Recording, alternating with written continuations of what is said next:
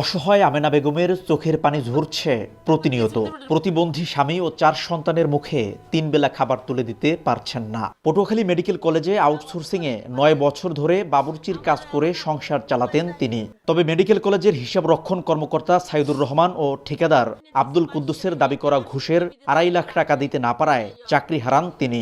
শুধু আমেনা বেগম নয়, এমন ঘটনা অনেকের সঙ্গে ঘটেছে বলে দাবি ভুক্তভোগীদের। ঠিকাদার কুদ্দুস ঢুকছে ঢুকিয়া যারা যারা টাকা 2 লাখ করে দিয়েছে, 2.5 লাখ করে দিয়েছে, আগে রাখছে।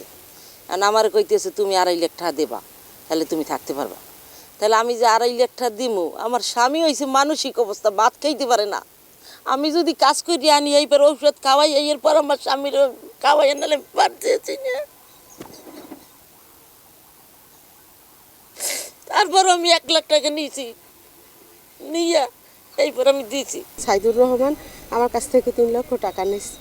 নেওয়ার পরে তারপর আবার বলছে কি যে তোমরা চাকরি করো, তোমাদের কোনো টেনশন নাই, তোমরা তো সামনে সরকারি চাকরির নিয়ম কানুন আসতে আছে, তোমরা এত বছর ধরে চাকরি করছো, তাই এখন একটা নিয়োগ আসছে, তুমি কিছু টাকা দাও, আমি তোমার সরকারি চাকরির করে দেব। এরপর আমার কাছ থেকে আবারও 5 লক্ষ টাকা নিয়েছে সাইদুর রহমান আর ওই কুদ্দুস ছিল। 5 লক্ষ টাকা চান যে এই ডকুমেন্ট কি আপনিও চাকরি করেন, আমি চাকরি করে 20 রুপে টাকা দেবেন।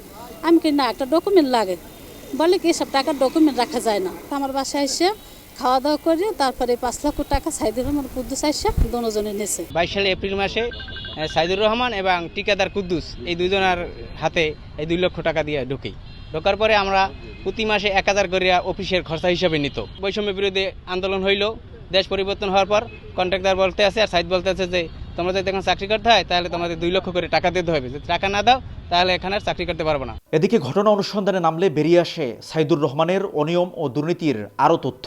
অনুসন্ধানে দেখা যায় তিনি যে পদে চাকরি করছেন সেই পদে তার নিয়োগই অবৈধ।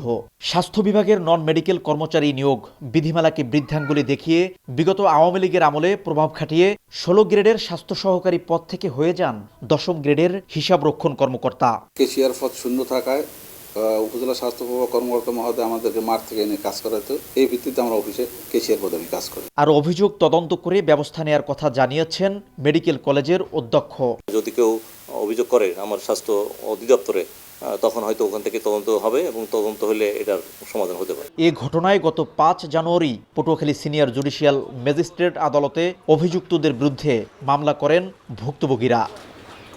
শিকদার জাবির হোসেন, সময় সংবাদ, পটুয়াখালী।